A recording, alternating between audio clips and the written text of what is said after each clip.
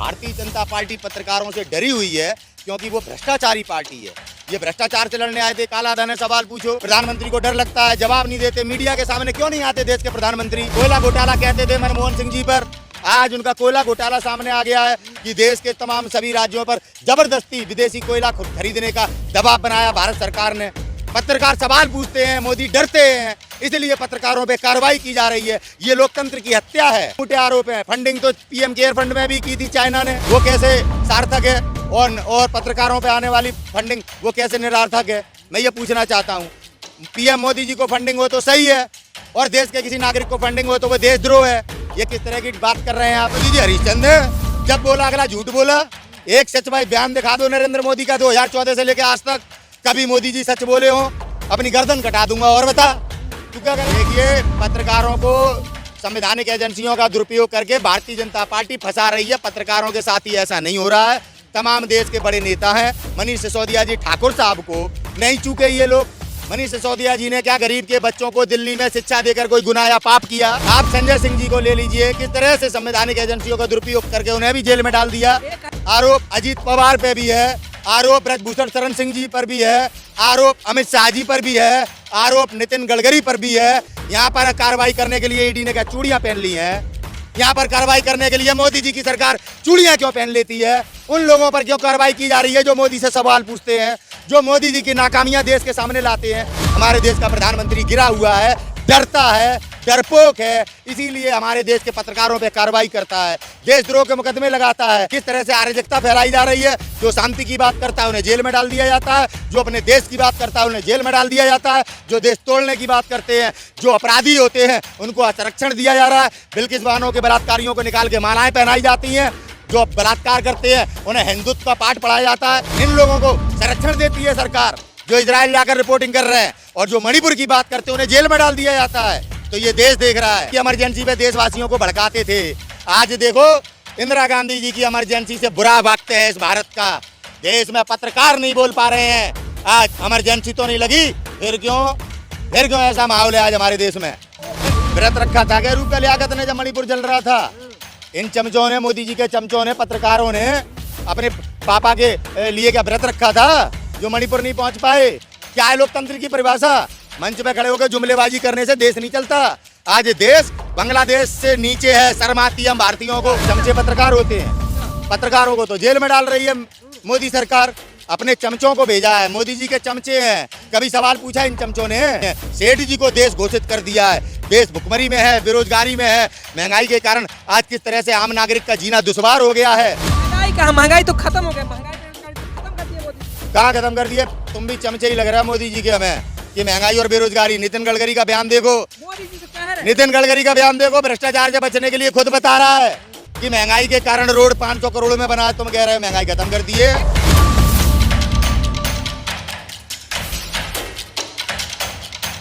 जी हाँ दोस्तों, आप देख रहे हैं बोले बेत। हमारे साथ ठाकुर जी हैं, ये सोशल एक्टिविस्ट है, हर तमाम मुद्दों पे बेबाकी से अपनी राय रखते हैं। इनसे जानते हैं आखिर 2024 से पहले जिस तरह से सोशल मीडिया के पत्रकार जो भी है, अजीत अंजुमन हुए, अभिसार शर्मा हुए या रवीश कुमार, इन तमाम पत्रकारों पर ईडी के छापे लग रहे हैं, हमले हो रहे हैं, ईडी के रेड लग रहे हैं। वहीं देखा जा रहा है कि बेरोजगारी, महंगाई सबसे बड़ा देश में मुद्दा है, और साथ में विकास सबसे बड़ा मुद्दा बनने जा रहा है। तो इनसे जानते हैं आखिर है क्या, देश में क्या कुछ चल रहा है, इनसे जानते हैं। जिस तरह से सोशल मीडिया के पत्रकार पे ईडी के छापे लग रहे, क्या कहेंगे सर? नरेंद्र मोदी जी डरे हुए हैं अपने पोल खुलने से।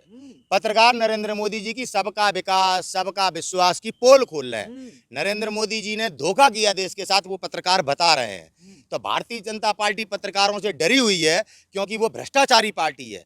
ये भ्रष्टाचार से लड़ने आए थे। काला धन है, सवाल पूछो। प्रधानमंत्री को डर लगता है, जवाब नहीं देते। मीडिया के सामने क्यों नहीं आते देश के प्रधानमंत्री? कोयला घोटाला कहते थे मनमोहन सिंह जी पर, आज उनका कोयला घोटाला सामने आ गया है कि देश के तमाम सभी राज्यों पर जबरदस्ती विदेशी कोयला खरीदने का दबाव बनाया भारत सरकार ने। पत्रकार सवाल पूछते हैं, मोदी डरते हैं, इसलिए पत्रकारों पे कार्रवाई की जा रही है। ये लोकतंत्र की हत्या है। पत्रकार पे फंडिंग का, विदेशों से फंडिंग का बड़ा आरोप लगा। ये झूठे मूठे आरोप हैं। फंडिंग तो पीएम केयर फंड में भी की थी चाइना ने, वो कैसे सार्थक है? और पत्रकारों पे आने वाली फंडिंग वो कैसे निरार्थक है? मैं ये पूछना चाहता हूँ। पीएम मोदी जी को फंडिंग हो तो सही है, और देश के किसी नागरिक को फंडिंग हो तो वो देशद्रोह है। ये किस तरह की बात कर रहे हैं आप? तो विशाल शर्मा को भी बड़ा आरोप, उन पे भी आरोप था, उनको अरेस्ट कर लिया गया 2 दिन के बाद। देखिए, पत्रकारों को संवैधानिक एजेंसियों का दुरुपयोग करके भारतीय जनता पार्टी फंसा रही है। पत्रकारों के साथ ही ऐसा नहीं हो रहा है। तमाम देश के बड़े नेता हैं। मनीष सिसोदिया जी ठाकुर साहब को नहीं चूके ये लोग। मनीष सिसोदिया जी ने क्या गरीब के बच्चों को दिल्ली में शिक्षा देकर कोई गुनाह या पाप किया? आप संजय सिंह जी को ले लीजिए, किस तरह से संवैधानिक एजेंसियों का दुरुपयोग करके उन्हें भी जेल में डाल दिया। 1000 करोड़ का आरोप था।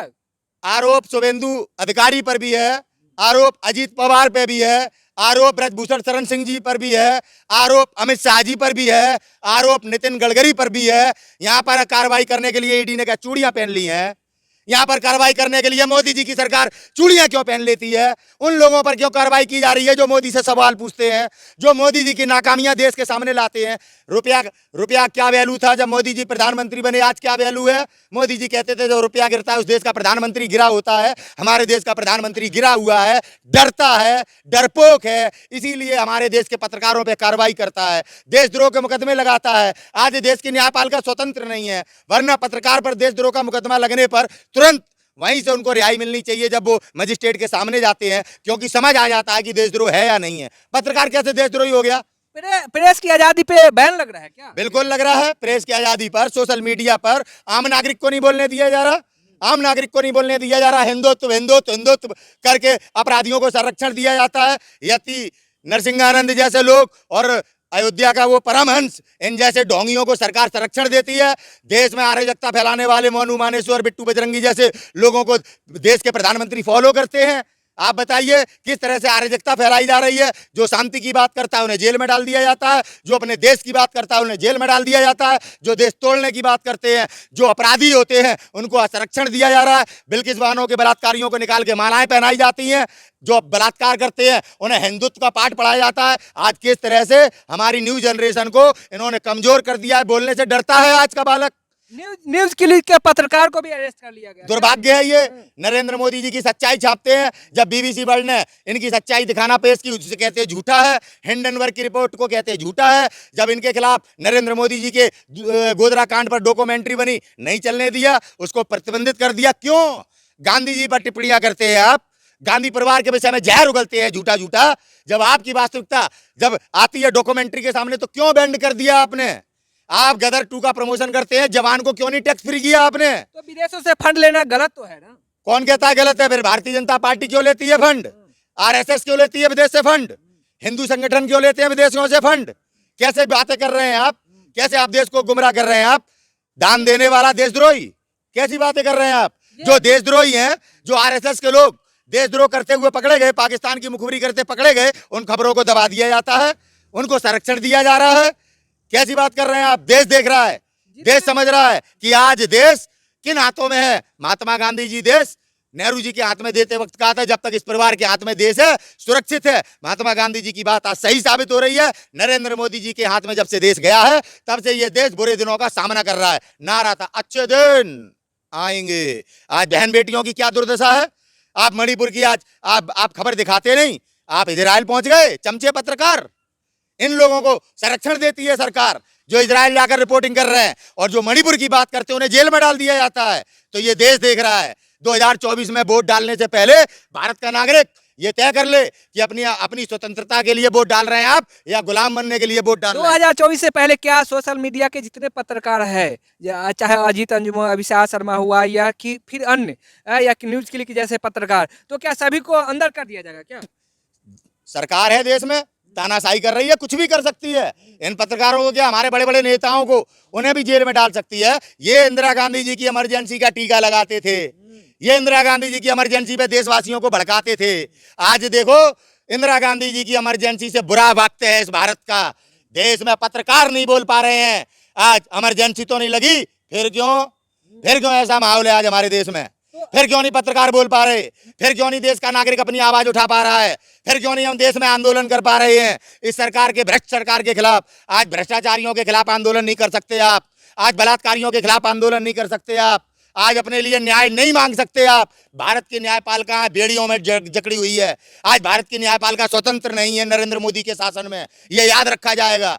देश में ऐसा भी प्रधानमंत्री हुआ जिसने राष्ट्रवाद के नारे लगाए, भारत माता जय के नारे लगाए और देश की सभी संस्थाओं को अपना गुलाम बना लिया, आम नागरिक की आवाज को दबा दिया, भारत में पत्रकारों की स्वतंत्रता को छीन लिया, नौजवानों को टुकड़े टुकड़े गैंग और किसानों को आतंकवादी खालिस्तानी घोषित कर दिया। याद रखिएगा ये जैसे रूबिका लियाकत इजराइल पहुंचती है, वहां पर सभी दिखाते हैं नेशनल चैनल, लेकिन वहीं जो है सोशल मीडिया पे बैन लगाने की बात चल रही है। व्रत रखा था क्या रूबिका लियाकत ने जब मणिपुर जल रहा था? इन चमचों ने, मोदी जी के चमचों ने, पत्रकारों ने अपने पापा के लिए क्या व्रत रखा था जो मणिपुर नहीं पहुंच पाए, जो आज भी हमें जम्मू कश्मीर के हालात नहीं बताते? अब तो धारा 370 हट गई है ना, बड़ी छाती ठोकते हैं अमित शाह और मोदी। आज क्या हालत है, क्यों नहीं चुनाव करा पाए विधानसभा के? अभी तक क्यों नहीं करा पाए? कहाँ है लोकतंत्र? कहाँ है लोकतंत्र? कहाँ है लोकतंत्र? फादर ऑफ डेमोक्रेसी बताएं मोदी जी, कहाँ है लोकतंत्र? क्या है लोकतंत्र की परिभाषा? मंच पे खड़े होकर जुमलेबाजी करने से देश नहीं चलता। आज देश बांग्लादेश से नीचे है। शर्म आती है हम भारतीयों को कि आज हमसे ज्यादा अफगानिस्तान का रुपया मजबूत है, हमारे रुपए की ये हालत है। सभी पत्रकार इजराइल पहुंचे हुए, चाहे जो भी है नेशनल मीडिया का, चमचे पत्रकार होते हैं। अच्छा। पत्रकारों को तो जेल में डाल रही है मोदी सरकार, अपने चमचों को भेजा है। मोदी जी के चमचे हैं। कभी सवाल पूछा इन चमचों ने सीएजी की रिपोर्ट पे कभी नितिन गडकरी से सवाल पूछा?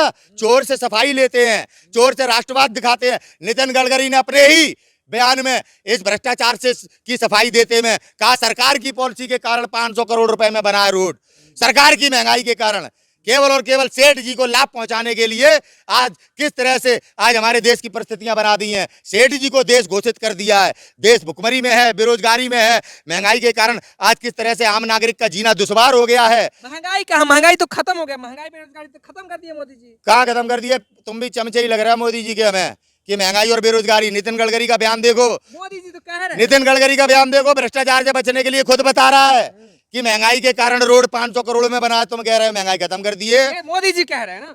कौन कह रहा है? मोदी जी कुछ भी बोलते हैं। मोदी जी क्या कौन से राष्ट्रभक्त है मोदी जी? मोदी जी हरिश्चंद्र है। जब बोला अगला झूठ बोला। एक सच भाई बयान दिखा दो नरेंद्र मोदी का 2014 से लेकर आज तक कभी मोदी जी सच बोले हो? अपनी गर्दन कटा दूंगा। और बता तू क्या करेगा अगर झूठा निकला मोदी तो? मोदी जी सोशल मीडिया पे आके रिक्वेस्ट करते हैं कि सब्सक्राइब करो, वहीं सोशल मीडिया पे बैन हो जाए। हालत पतली है, तभी सेना से प्रचार कराने पे उतरे आए हैं।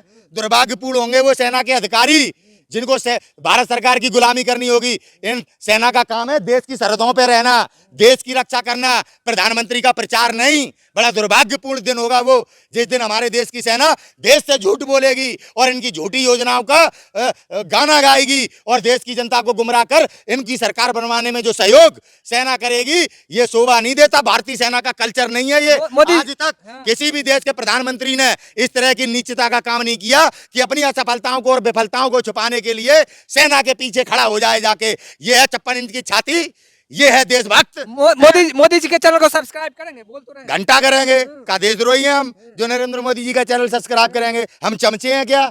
मोदी हमारे बाप थोड़ी हैं। जिनके बाप होंगे वो सब्सक्राइब करेंगे, वो सर्च करेंगे। हम नहीं सुनते मोदी जी को। अपडेट मिलता रहेगा। अरे हमें चाहिए ही नहीं अपडेट मिलेगा कि गटर में से गैस बना लो। अपडेट मिलेगा कि अब बादल हो गए तो इंटरनेट नहीं आएगा, रडार नहीं आएंगे। ऐसे अपडेट से हमें भगवान बचाए। बोले 5 और आज जीत रहे हैं, 5 घंटा जीत रहे हैं 5 और आज। चुनाव करवा लो बैलेट पेपर से, तुम किसी राज्य में नहीं जीतोगे, गुजरात में भी नहीं जीतोगे। है दम, है चैलेंज स्वीकार नरेंद्र मोदी जी को। जब चाहे तब चैलेंज स्वीकार करके जहां से चाहे तहां से लड़ लें, बैलेट पेपर पे लड़ लें। मोदी है तो गारंटी। हाँ तो मोदी है तो गारंटी है तो पूछ लेना, गारंटी फुस हो जाएगी, फुस हो जाएगी। तर्क देने लगेंगे, सामना नहीं कर सकते सच का। मोदी की लड़ाई सच से है और सच से जो लड़ा है ना वो पूर्ण रूप से बर्बाद हो गया है। याद रखें मोदी और याद रखें ये पूरा आरएसएस। तो देखा दोस्तों किस तरह से इन्होंने बेबाकी से हर मुद्दों का जवाब दिया। तो तमाम इस तरह का वीडियो देखने के लिए चैनल को सब्सक्राइब कर ले, साथ में कमेंट करके अपनी राय जरूर दे। धन्यवाद।